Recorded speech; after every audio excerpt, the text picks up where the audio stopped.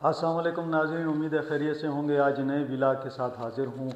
آج دو خبریں ہیں، ان پر بات کریں گے۔ دونوں موضوعات بڑے اہم ہیں۔ ایک تو وزیر اعلیٰ خیبر پختونخوا سہیل آفریدی صاحب نے 2 روز قبل ایک بات کی، اور اس بات کی وجہ سے پورے پاکستان کے اندر اس وقت غم و غصہ بھی ہے، اور یقیناً لوگوں کے مذہبی جذبات بھی مجروح ہوئے ہیں۔ انہوں نے سیکیورٹی فورسز پر ایک بہتان لگایا ہے، اور میں تو اس لیے بہتان کہوں گا کہ اگر کوئی پہلے تو واقعہ ہوا نہیں ہوگا، اس میں ہم تفصیل میں بات کرتے ہیں میں کیوں اس کو بہتان کہہ رہا ہوں۔ دوسرا معاملہ یہ ہے کہ 12 تاریخ کو خیبر پختونخوا کی جو حکومت ہے اس نے ایک جرگہ بلایا ہوا ہے، جو خیبر پختونخوا اسمبلی کے اندر منعقد ہونے جا رہا ہے۔ اس جرگے کے اندر بات کی جائے گی کہ کس طرح صوبے میں امن لایا جائے، اور جو زیادہ کوشش کی جائے گی وہ یہی ہوگی کہ مذاکرات کی بات کی جائے، کہ طالبان کے ساتھ مذاکرات کیے جائیں۔ آج میں آپ کو تفصیل بتاؤں گا کہ اس سے قبل یعنی تقریباً 7 اور 8 ہم معاہدے کر چکے ہیں، لیکن کسی بھی ایک امن معاہدے سے امن نہیں آیا۔ البتہ ہر معاہدے کے بعد جنگ ہوئی ہے، ہر معاہدے کے بعد پاکستان کی سیکورٹی فورسز پر، پاکستان کی عوام پر، اور جو دہشت گردی کے واقعات ہیں وہ بڑے ہیں، حملے بھی ہوئے اور واقعات بڑے۔ اس کی پوری میں آپ کو ایک ڈیٹیل بتاؤں گا تاکہ آپ کو اندازہ ہو کہ کئی دفعہ حکومت پاکستان نے کوشش کی کہ کس طریقے سے امن لایا جائے، مذاکرات کیے جائیں، بات چیت کی جائے، لیکن ایسا ممکن نہیں ہوا۔ اس سے پہلے میں ڈیٹیل میں جاؤں، آپ سے وہی ریکویسٹ کہ چینل کو لائک کریں، سبسکرائب کریں، دوستوں کے ساتھ شیئر کریں۔ آپ کی سپورٹ کا شکریہ۔ بیل آئیکن کو پریس کریں تاکہ آپ کو ولاگ مل سکے۔ سب سے پہلے بات کرتے ہیں جناب سہیل آفریدی صاحب کی۔ تو سہیل آفریدی صاحب نے ظاہر ہے سیاست آپ کریں، آپ کا حق ہے، جمہوری حق ہے، آپ الیکٹڈ وزیر اعلیٰ ہیں، لیکن بات کرتے ہوئے کم از کم احساس ذمہ داری ہونا چاہیے۔ انہوں نے ایک الزام لگایا ہے کہ جی سیکورٹی فورسز جو ہیں وہ ہمارے علاقے میں مساجد کے اندر کتے باندھتے تھے۔ جب ہم انہیں کہتے تھے تو وہ کہتے تھے کہ آپ لوگ بھی کتے ہیں۔ میرے خیال میں یہ ایگزیجریٹ کر کے بات ہوئی ہے، اور ایسا ممکن نہیں ہے۔ ایک تو پاک فوج یقیناً ایک مسلمان فوج ہے، ایسا تو نہیں ہے کہ کوئی غیر مسلم فوج ہے جن کو اپنی مساجد کا پتہ نہیں ہے، اپنے مدارس کا پتہ نہیں ہے، اپنی تعلیمات کا پتہ نہیں ہے۔ تو ایک ایسی فورس جو کہ 5 وقت کی نماز بھی پڑھتی ہے اور قرآن شریف بھی تلاوت بھی کرتی ہے، تو کیسے ہو سکتا ہے، اور ایک مسلمان کیسے یہ سوچ سکتا ہے کہ وہ مساجد کی بے حرمتی کرے گا؟ اس حوالے سے پورے پاکستان میں دیکھ رہا تھا پچھلے 2 دن سے کہ بڑی غم و غصے کی لہر ہے۔ تقریباً ہر شخص جو ہے وہ اس پر تنقید بھی کر رہا ہے، اور اس کی مذمت بھی کر رہا ہے۔ اس کی وجہ یہ ہے کہ میں ایک لمحے کے لیے یہ کہتا ہوں کہ جناب سہیل آفریدی صاحب، کیا یہ کوئی پالیسی ہے کہ جس کو آپ نے بیان کر دیا کہ جناب یہ فوج جو ہے وہ آتی ہے اور اپنے جو اتنے مساجد ہوتے ہیں وہاں پہ وہ اس طرح جانوروں کو لاتی ہے؟ کیا یہ کوئی ہماری پالیسی ہے؟ اگر بات یہ ہے کہ کوئی اگر ایسا واقعہ ہوا ہے، پہلے تو میں اس کو تسلیم نہیں کرتا، یقیناً ایسا ممکن نہیں ہے کہ ایک مسلمان جو ہے وہ اس قسم کی حرکت نہیں کرتا۔ البتہ اگر میں یہ مان لوں کہ جی کسی سرچ کے لیے وہ آئے تھے، وہ الگ سے ایک بات ہوتی ہے۔ دوسری بات جو ہے، دیکھیں ایسا ہو سکتا ہے کہ کسی ایک واقعے کی آپ بات کریں، لیکن آپ نے ایک واقعے کو اٹھا کے آپ نے اس کو پورے فوج کو اس میں ملوث کر دیا ہے۔ بہتر ہوتا آپ ایک واقعے کی نشاندہی کرتے کہ جناب فلانی جگہ پر یہ ایک واقعہ ہوا تھا، تو میرے خیال میں کہ اس کی تحقیق ہوتی، اس پہ ایک ایکشن ہو سکتا تھا، اس پہ کارروائی ہو سکتی تھی۔ اگر آپ سمجھتے ہیں کہ یہ ایسا واقعہ ہوا ہے، آپ نوٹس میں لاتے اور اس پہ کارروائی ہوتی۔ لیکن ایک بالکل ایک جنرل سا بیان دے دینا، میرے خیال میں یہ زیادتی ہے۔ آپ کو اپنے الفاظ واپس لینے چاہیے۔ یہ آپ نے میں سمجھتا ہوں کہ نہ صرف مساجد کی بے حرمتی کے حوالے سے آپ نے بہتان لگایا ہے، بلکہ میں سمجھتا ہوں کہ یہ پاک فوج کو جو ہے نا آپ نے اس کے اندر ملوث کرنے کی ایک کوشش کی ہے، جو کہ ایک غیر مناسب اور انتہائی قابل مذمت بات ہے۔ اگر کوئی ایک واقعہ تھا تو آپ اس کو بیان کر دیتے، اس کے حوالے سے ظاہر ہے تحقیق کرنا بھی آسان ہو جاتا، اور یہ جو سب کے اوپر آپ نے ایک مہر لگا دی ہے کم از کم وہ نہ ہوتی۔ ایک اور بات جو میں دیکھ رہا تھا وہ یہ ہے کہ جیسے سوات آپریشن ہم نے دیکھا تو وہاں پہ صوفی محمد کا اور مولانا فضل اللہ کا جو مدرسہ تھا، اس پر جب کارروائی ہوئی تو مجھے یاد ہے کہ جب ہم وہاں پہ گئے تو فورسز وہاں کے اندر تھیں اس میں، یعنی انہوں نے اس کو خالی کیا، اس کی مکمل اس کی سویپنگ کی، اس کے بعد وہ وہاں پہ اسٹیشن ہو گئے۔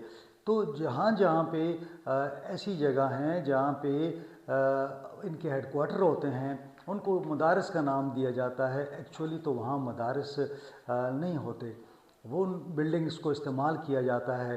ابھی ریسنٹلی کئی ویڈیوز ایسی آئی ہیں جہاں پہ مساجد کے اندر ہم نے دیکھا کہ وہ بارود بنا رہے تھے، یعنی IED بنا رہے تھے وہاں بیٹھ کے، ایکسپلوسو بنا رہے تھے، اور پھر وہاں پہ بیٹھ کے آپ یہ مجھے بتائیں کہ کیا مسجد کے اندر بیٹھ کر آپ تخریب کاری کے لیے پلان کر سکتے ہیں؟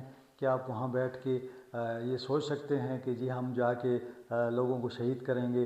کیا آپ یہ سوچ سکتے ہیں کہ ہم جا کے سوسائڈ کریں گے، کہ ہم بم بلاسٹ کریں گے؟ تو میں کہنے کا مقصد یہ ہے، ایسی جگہ جہاں پر بیٹھ کے پلاننگ ہو رہی ہو وہ مسجد بھی نہیں ہوگی، وہ لازمی ان کا ایک اڈا ہوگا، ان کا ایک کیمپ ہوگا، ان کی ایک بلڈنگ ہوگی جہاں پر بیٹھ کے وہ ساری منصوبہ بندی کرتے ہیں۔ جہاں سے فوج پر اور سیکورٹی فورسز پر حملہ ہو اور پھر وہ جائیں اس کا مقابلہ کریں، اس جگہ کو جا کے کیپچر کریں، اور پھر اس کے اندر ظاہر ہے وہ اس کی تلاشی لینا سب کچھ، اور پھر وہ ان کے پاس ہوتی ہے۔ اکثر جگہوں پہ ہم نے دیکھا ہے، میں نے تو یہ بھی دیکھا کہ کئی علاقوں میں جہاں پہ فوج گئی وہاں پہ ان کو رہنے کی جگہ نہیں تھی، تو انہوں نے اسکول جو ہیں وہ اپنے پاس رکھ لیے، کافی ٹائم جو ہے کئی مہینے، پھر وہ جب تک وہ علاقہ کلیئر نہیں ہوا وہ اسکول ہو گئے، سرکاری بلڈنگ ہو گئی، وہ فوج کے زیر استعمال رہی ہے۔ تو لہٰذا اس پر ہمیں سوچ وچار کے ساتھ بولنا چاہیے۔ سیاست آپ بالکل کریں، آپ اختلاف کریں، آپ کا حق ہے، آپ جمہوری انداز میں آپ احتجاج کریں، یہ بھی آپ کا حق ہے، اور ہم نے ہمیشہ میں نے سپورٹ کی ہے کہ سہیل آفریدی اگر عمران خان صاحب سے ملنا چاہتے ہیں ان کو ملنے کا حق حاصل ہے، ان کو ملنا چاہیے، لیکن ہمیں کم از کم اس قسم کی سیاست نہیں کرنی چاہیے جس سے انتشار پیدا ہو، جس سے مذہبی جذبات جو ہیں مجروح ہوں۔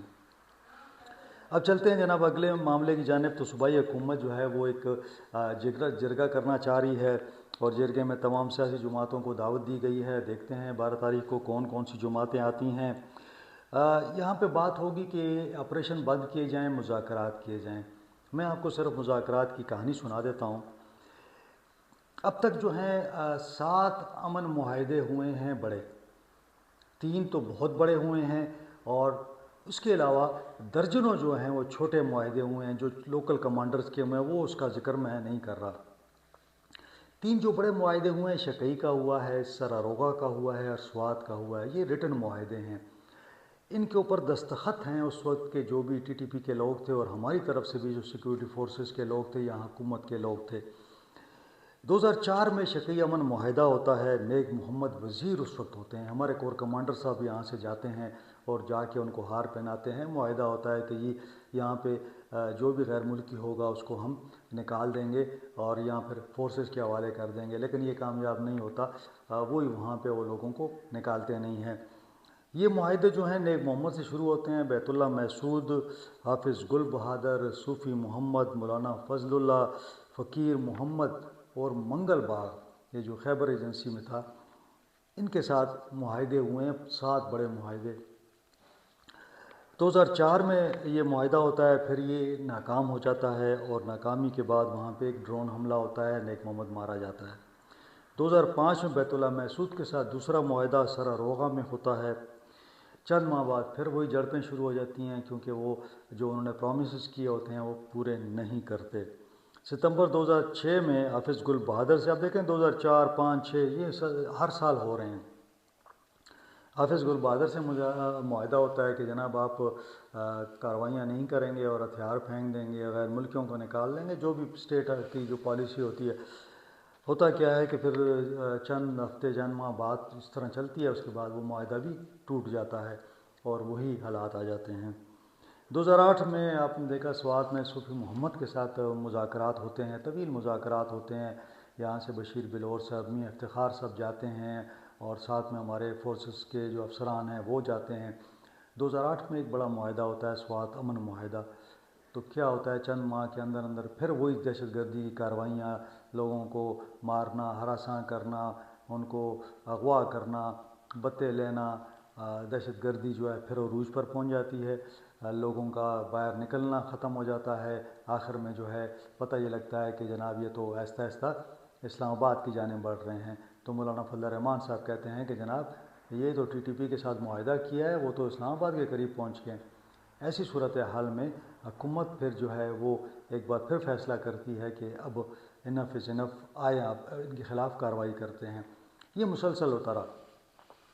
پھر ہم آ جاتے ہیں جناب اے پی ایس ہو جاتا ہے۔ اے پی ایس کے بعد جو ہے اس دوران جو ہے دہشت گردی عروج پر ہوتی ہے۔ 2008 سے لے کے پھر یہ 2013-14 تک معاملات بڑے ہائی چلتے ہیں، ٹھیک ہے۔ روزانہ ایک خودکش، 2 خودکش، روزانہ 2 دھماکے، 3 دھماکے، یہ روزانہ کی کارروائی ہوتی ہے۔ پشاور پریس کلب بھی اس میں خودکش حملہ ہو جاتا ہے۔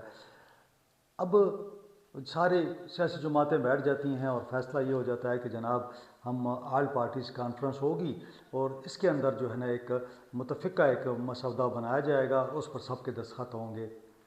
تو ساری سیاسی جماعتیں کہتی ہیں کہ جی ٹھیک ہے، آپ ایک بحث مباحث ہوتی ہے، بات چیت ہوتی ہے، اور پھر ایک مشترکہ جو ہے نیشنل ایکشن پلان کے نام سے ایک کاغذ بن جاتا ہے۔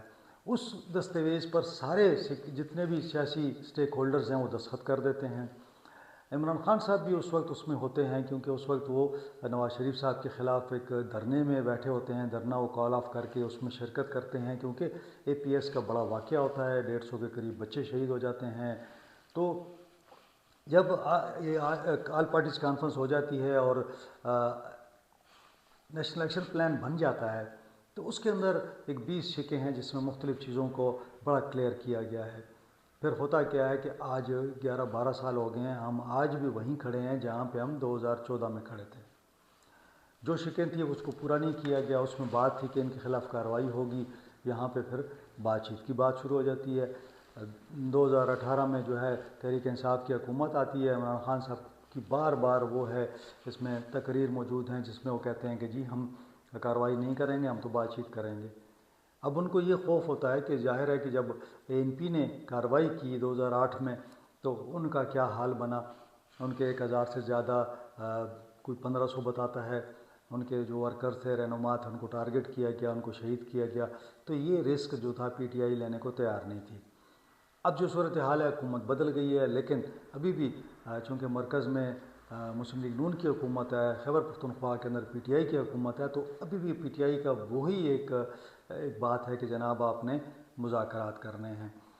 مذاکرات کرنے کی بات آپ نے نیشنل ایکشن پلان میں نہیں کی تھی، اور مذاکرات آپ نے کس سے کرنے ہیں؟ وہ لوگ جنہوں نے ہزاروں سینکڑوں لوگوں کو شہید کر دیا، جن کو جوانوں کو شہید کیا گیا، پولیس کے اہلکاروں کو شہید کیا گیا، اتنی بڑی شہادتوں کے بعد آپ کیا بات کریں گے ان کے ساتھ؟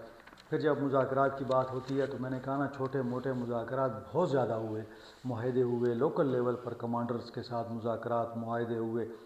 ریسنٹلی بھی باجوڑ میں 7-8 راؤنڈ ہوئے، تیرا میں ہوئے، بہت جگہوں پہ ہوئے، لیکن ان کے مطالبات تھے کہ جی ہمیں آپ کچھ نہیں کہیں گے، ہم آزاد گھومیں گے، ہم سے اسلحہ بھی نہیں لیں گے، یہاں سیکورٹی فورسز نہیں آئیں گی، اور یہ مرج ایریا ہمارے حوالے کر دیں، یہاں پہ اسلامی نظام نافذ ہوگا۔ یہ ان کے مطالبات ہوتے ہیں، یعنی ہمیں مکمل چھوٹ ہوگی، ہمیں کوئی پوچھے گا نہیں۔ یہ تمام باتیں جو ہیں وہ ان کی ڈیمانڈز ہیں۔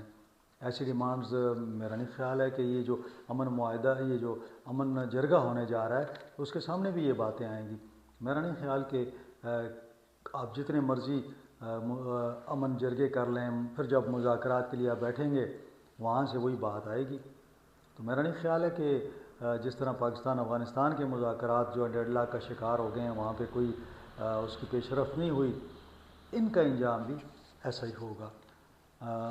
آپ جتنے مرضی مذاکرات کریں، اس کا واحد جو آخر میں اس کا آؤٹ کم نکلنا ہے، ناکام مذاکرات ہوں گے۔ اگر کامیاب بھی ہو جاتے ہیں تو میری بات یاد رکھیے گا، یہ چند دنوں، چند ہفتوں، چند مہینوں کی بات ہوگی، پھر وہی معاملہ ہوگا، کیونکہ ان لوگوں کا کوئی اور ایجنڈا ہی نہیں، ان کے پاس کوئی کام ہی نہیں، کوئی اور بزنس نہیں، ان کا بزنس تو یہی ہے جو وہ کر رہے ہیں۔ بہرحال دیکھتے ہیں کہ آنے والے دنوں میں کیا ہوتا ہے، صورتحال کہاں جاتی ہے، اور کیا یہ 12 تاریخ کا جو امن جو جرگہ ہونے جا رہا ہے کتنا کامیاب ہوتا ہے۔ تو انشاءاللہ جو ڈیولپمنٹس ہوں گی آپ کے ساتھ وہ میں شیئر کرتا رہوں گا۔ آج کے لیے اتنا ہی۔ مجھے اجازت دیں، اپنا خیال رکھیں، اپنے اہل خانہ کا خیال رکھیں۔ اللہ حافظ۔